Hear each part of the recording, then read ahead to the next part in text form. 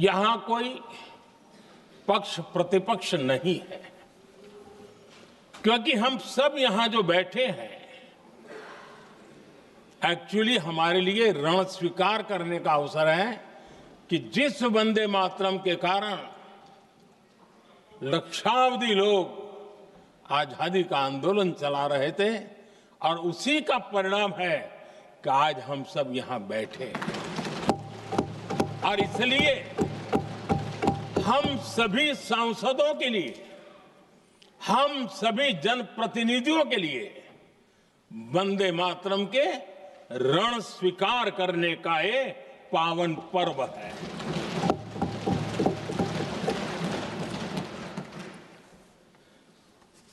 और इससे हम प्रेरणा लेकर के वंदे मातरम की जिस भावना ने देश की आजादी का जंग लड़ा, उत्तर दक्षिण पूर्व पश्चिम पूरा देश एक स्वर से वंदे मातरम बोल के आगे बढ़ा। फिर से एक बार अवसर है कि आओ हम सब मिल के चले, देश को साथ लेके चले। आजादी के दीवानों ने जो सपने देखे थे उन सपनों को पूरा करने के लिए वंदे मातरम 150 हम सबकी प्रेरणा बने, हम सबकी ऊर्जा बने और देश आत्मनिर्भर बने। 2047 में विकसित भारत बना करके हम रहे, इस संकल्प को दोहराने के लिए ये वंदे मातरम हमारे लिए एक बहुत बड़ा अवसर है। आदरणीय अध्यक्ष जी, दादा तबीयत तो ठीक है ना? नहीं, कभी कभी इस उम्र में हो जाता है। आदरणीय अध्यक्ष जी, वंदे मातरम की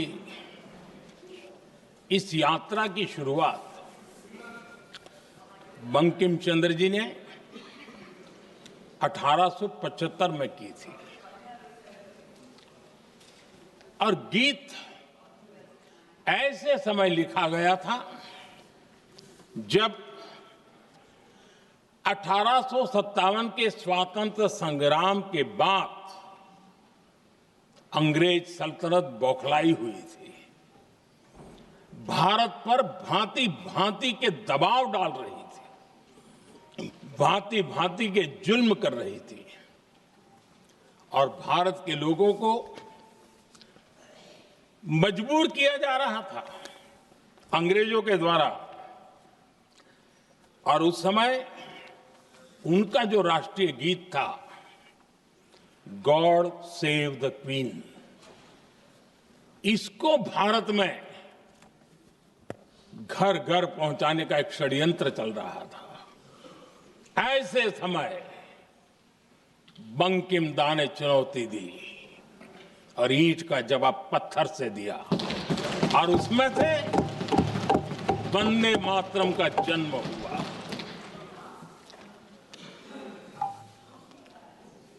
इसके कुछ वर्ष बाद 1882 में जब उन्होंने आनंद मठ लिखा तो इस गीत का उसमें समावेश किया गया। आदरणीय अध्यक्ष जी, वंदे मातरम ने उस विचार को पुनर्जीवित किया था जो हजारों वर्ष से भारत की रग रग में रचा बसा था। उसी भाव को, उसी संस्कारों को, उसी संस्कृति को, उसी परंपरा को उन्होंने बहुत ही उत्तम शब्दों में, उत्तम भाव के साथ वंदे मातरम के रूप में हम सबको बहुत बड़ी सौगात दी थी। वंदे मातरम ये सिर्फ केवल राजनीतिक आजादी की लड़ाई का मंत्र नहीं था। सिर्फ हम अंग्रेज जाए और हम खड़े हो जाएं, अपने राह पर चले, इतने मात्र तक वंदे मातरम प्रेरित नहीं करता था, उससे कहीं आगे था। आजादी की लड़ाई इस मातृभूमि को मुक्त कराने का भी जंग था। अपनी मां भारती को उन बेड़ियों से मुक्ति दिलाने का एक पवित्र जंग था। और वंदे मातरम की पृष्ठभूमि हम देखें, उसके संस्कार सरिता देखें, तो हमारे यहां वेद काल से एक बात बार बार हमारे सामने आई है। जब वंदे मातरम कहते हैं तो वही वेद काल की बात हमें याद आती है। वेद काल से कहा गया है, माता भूमि ही पुत्रो अहम पृथिव्याः, अर्थात ये भूमि मेरी माता है और मैं पृथ्वी का पुत्र हूं। आदरणीय अध्यक्ष जी, यही वो विचार है जिसको प्रभु श्री राम ने भी लंका के वैभव को छोड़ते हुए कहा था, जननी जन्मभूमिश्च स्वर्गादपि गरीयसी। वंदे मातरम यही महान सांस्कृतिक परंपरा का एक आधुनिक अवतार है। आदरणीय अध्यक्ष जी, बंकिम दा ने जब वंदे मातरम की रचना की तो स्वाभाविक ही वो स्वतंत्रता आंदोलन का स्वर बन गया। पूरब से पश्चिम, उत्तर से दक्षिण, वंदे मातरम हर भारतीय का संकल्प बन गया। इसलिए वंदे मातरम की स्तुति में लिखा गया था,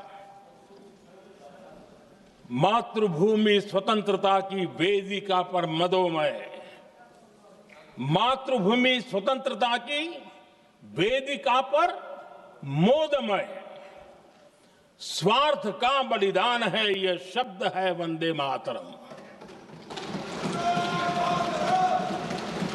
है सजीवन मंत्र भी यह विश्व विजयी मंत्र भी, शक्ति का आह्वान है यह शब्द वंदे मातरम।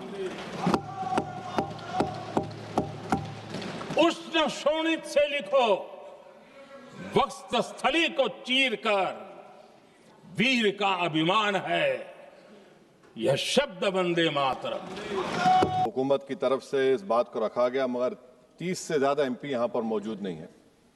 मैडम, पहले तो मैं वजीर आजम की इस बात की मजम्मत करता हूं और उनको बताना चाहूंगा कि जिना के बारे में उन्होंने जो कहा था, हम तो जिना के सख्त मुखालिफ है, इसलिए भारत को अपना वतन माने, मगर 42 में आपके प्यारे वीर और जिना की पार्टी ने नॉर्थ वेस्ट फ्रंटियर, सिंध और बंगाल में मिलकर हुकूमत चलाई और उस हुकूमत ने 1.5 लाख हिंदू और मुसलमानों को अंग्रेजों की फौज में शामिल कराया ताकि वो लड़े। तो किसी शायर ने अच्छा कहा था वजीर आजम के बारे में कि फरेब देकर जमाने को पारसा ना बनिए, इन्हें कहो कि वो बंदा बने खुदा ना बने, अमीर शहर यही चाहता या हजरत कि हमारी चीख गले में रहे सदा ना बने। दूसरी बात मैडम, हमारे वजीर दिफा जनाब राजनाथ सिंह साहब ने बड़ा ही अजीब व गरीब और तकलीफ दे बात कही उम्मुल मोमिनीन के बारे में और उम्मुल किताब के बारे में। उम्मुल मोमिनीन उनको कहते हैं जो हमारे प्रॉफिट मोहम्मद सल्लल्लाहु अलैहि वसल्लम की वाइफ हैं, वो हम तमाम मुसलमानों की माँ, हम उनको तस्वुर करते हैं, मगर हम उनकी इबादत नहीं करते, हम अपनी माँ की इबादत नहीं करते। उम्मुल किताब कुरान है, हम कुरान की इबादत नहीं करते, कुरान अल्लाह का भिजावा कलाम है। तो उसके बारे में भी शायर ने अच्छा कहा कि खबर नहीं जिन्हें अपने दीन व मजहब की, हमें वो दीन का मतलब सिखाने निकले हैं। अहम बात यह है कि मैडम, हमारे मुल्क का आइन का इस लफ्ज से आगाज होता है, वी द पीपल। इसका आगाज भारत माता के नाम से नहीं होता है। हमारे संविधान का जो प्रियम्बल है वो क्या कहता है? Liberty of thought, expression, belief, faith and worship.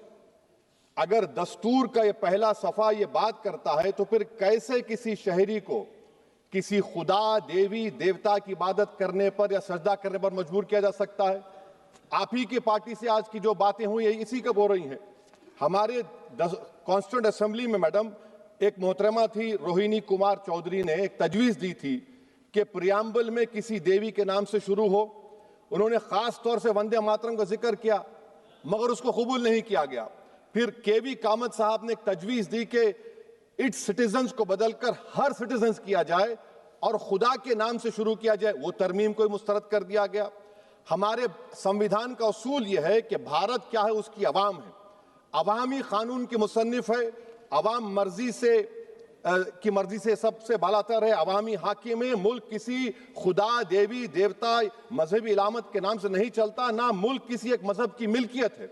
इसीलिए बाबा साहब अम्बेडकर ने क्या कहा था? उन्होंने मदर इंडिया के नजरिए को मुस्तरद किया। बाबा साहब ने एक नई इस्तिलाह वजह कर दी और कहा कि भैक्षित भारत, ये बाबा साहब अम्बेडकर ने कहा। अब मैडम, अगर मजहबी आजादी इस आइन का बुनियादी उसूल है तो सवाल यह पैदा होता है कि उस वक्त हमारे जो कॉन्स्टिट्यूंट असेंबली के प्रेसिडेंट थे जनाब राजेंद्र प्रसाद साहब ने किस बुनियाद पर वंदे मातरम को कौमी तराना करार दिया?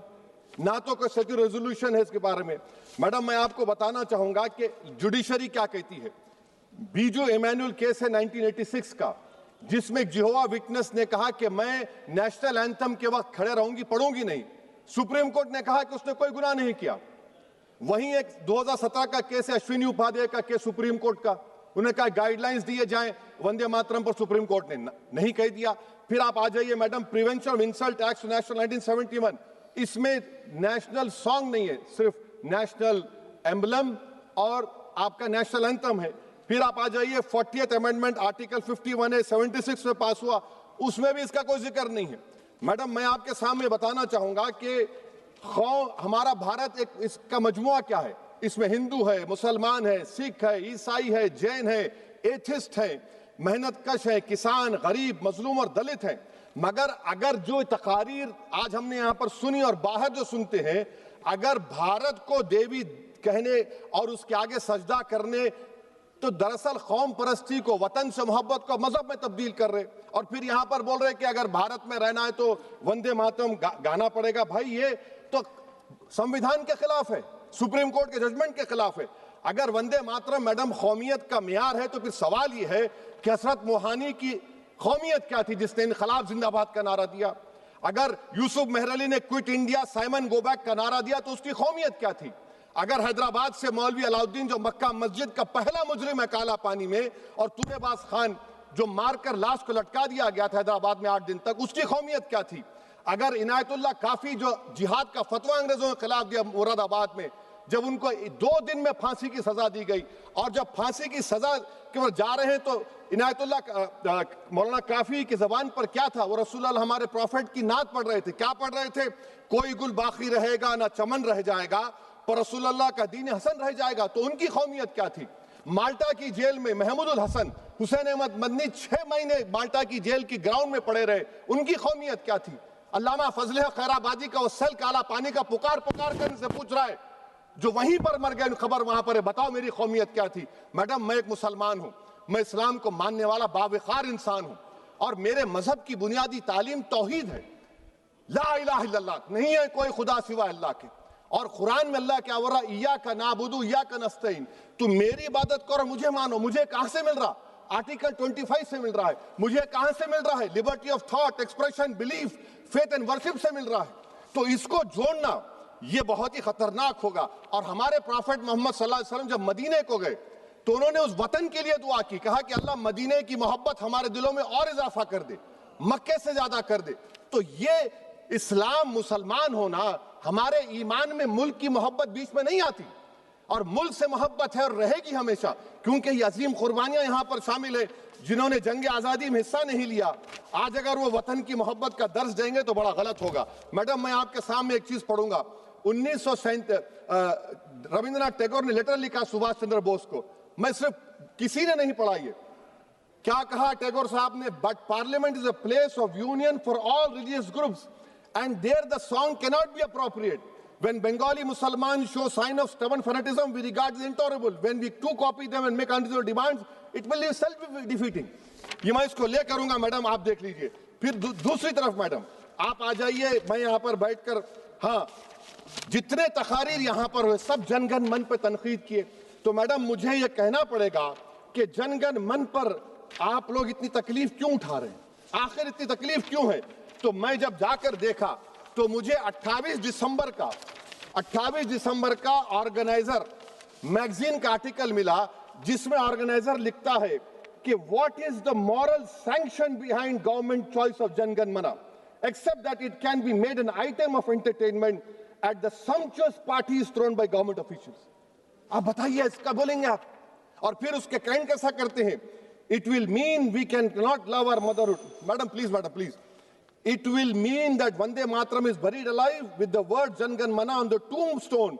For the tomb will also be of Jangan Mana of the will of the people. इस पर आप क्या बोलेंगे? मैडम, मैं आपको ये बताना चाह रहा हूं कि वतन की मोहब्बत हमारे लिए बहुत अहम है, मगर ये बताइए हमको कि अभी मैडम यहाँ पर आनंद मठ के बारे में बहुत कुछ कहा गया। मैं सिर्फ 2 मिसालें आपको देता हूं। आनंद मठ के पेज नंबर 70 और 80 को पढ़ लीजिए। इसके बाद सनातन जहां मुसलमानों के घर पाते थे, इन्हें आग लगा देते थे। आप पेज नंबर 98 पढ़िए, हमें सिर्फ मुसलमानों को जड़ से खत्म करना है क्योंकि खुदा के दुश्मन बन चुके हैं। फिर आप पेज नंबर 115-16 दीजिए, फिर मुख्तलिफ इलाकों में मुसलमानों को सदा देने के लिए भेजे जाते, जहां मुसलमान आबादी नजर आती जला दिया जाता। फिर आप देख लीजिए मैडम, सफे नंबर 120 पेज 120, बंकिम लिखते हैं कि सनातनियों को मालूम नहीं था कि अंग्रेज हिंदुस्तान को निजात दिलाने वाले हैं। ये आप क्यों कर रहे हैं? अब आप मैडम, मैं आपको पेपर्स दे कर दूंगा। मैडम, भारत में हमारी आजादी इसलिए आई और बरकरार रही कि हमने मुल्क और मजहब को एक चीज नहीं बनाया। हमने ऐलान किया कि हमारी मुल्क मुख्तलिफ तबकात मज़ाहिब पर मुश्तमिल है, हमारे मुश्तरका तकदीर हमारी कौमियत का सरचश्मा है, यह खास जबान सखावत मजहब नहीं है। अगर वंदे मातरम का मतन कौम और मजहब को एक बना देता है, अगर हम इसे टेस्ट बनाते हैं वफादारी का, तो फिर मान लीजिए कि यह गांधी, अंबेडकर, टैगोर, बोस और लाखों आजादी के सिपाहियों की सोच को छोड़कर गोडसे की सोच की हिंदू कौमी परस्ताना, मैडम खत्म कर रहा हूं, हिंदू कौम परस्ताना को अख्तियार करेंगे। मुझे वतन से बेइंतहा मोहब्बत है मैडम, और इंशाल्लाह हमेशा रहेगी, मगर बावजूद इसके कि मेरी मस्जिद, मेरी इबादतगाह, मेरे कपड़े, मेरे कारोबार पर हमले होते, मगर मैं फिर भी कहता हूं कि वतन मेरा, हर वतन को हम छोड़कर नहीं जाएंगे। मगर हुब्बुल वतनी का क्या मुतालबा है? हुब्बुल वतनी ये कहता है कि वतन से मोहब्बत है तो जुल्म को खत्म करो, गरीबी को खत्म करो, बेरोजगारी को खत्म करो, जबर का खात्मा करो, अमन का गहवारा बनाओ, पाकिस्तान की दहशतगर्दी को खत्म करो, एक्सप्लॉयटेशन को रोको, शरारत को रोको, मुल्क के खिलाफ की जाने वाली साजिश खत्म करो। मैडम, भारत एक चमन है जहां पर हर फूल को खिलना चाहिए, और अगर कोई इस फूल का, अगर पूरे फूल खिलेंगे तो उसकी खुशबू से ये वतन मौतर होगा, मगर अगर इस चमन का माली ये कहेगा कि एक ही फूल खिलेगा, तो मैं जिम्मेदारी के साथ कह रहा हूं, अगर एक ही फूल खिलेगा तो वो सहरा बन जाएगा और माली नहीं रहेगा, वो जल्लाद कहलाएगा। तो इसीलिए मैडम, हम उम्मीद करते हैं कि हुकूमत इस पर जोर जबर ना करे।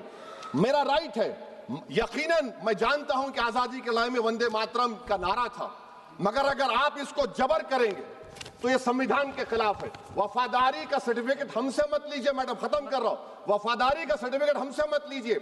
आपके बुजुर्गों के कोई एक किताब में लिख के क्या लिखा है बता दीजिए, कहां पर क्या लिखा हुआ है? तो मैडम, मैं इस शेर पर अपनी बात को खत्म कर रहा हूं मैडम, मैं इस शेर पर अपनी बात को खत्म कर रहा हूं मैडम, मैं अपनी बात को खत्म कर देता हूं मैडम, क्योंकि आप बहुत जल्दी में हैं। कि भारत जिंदाबाद, हिंदू मुसलमान जिंदाबाद, दलित जिंदाबाद, ईसाई जिंदाबाद, आदिवासी जिंदाबाद, जो किसी खुदा को नहीं मानते वो भी जिंदाबाद, और मैडम सब पिछड़ा सब आ गया इसमें। तो हम उम्मीद करते कि इस रूह को आप समझेंगे, अगर आप सिर्फ अपनी आइडियोलॉजी को लेकर चलेंगे। और आखिर में मैडम, जनाब बंकिम चंद्रा साहब के बारे में मैं आपके सामने डॉक्यूमेंट लेकर रहा हूं कि उन्होंने बीए का एग्जाम पास नहीं किया था, 7 मार्क्स से फेल हो गए थे, ये भी रख रहा हूं। तो आप जिसको लिटरेरी जायंट बता रहे, ये नहीं है। बहुत बहुत शुक्रिया मैडम।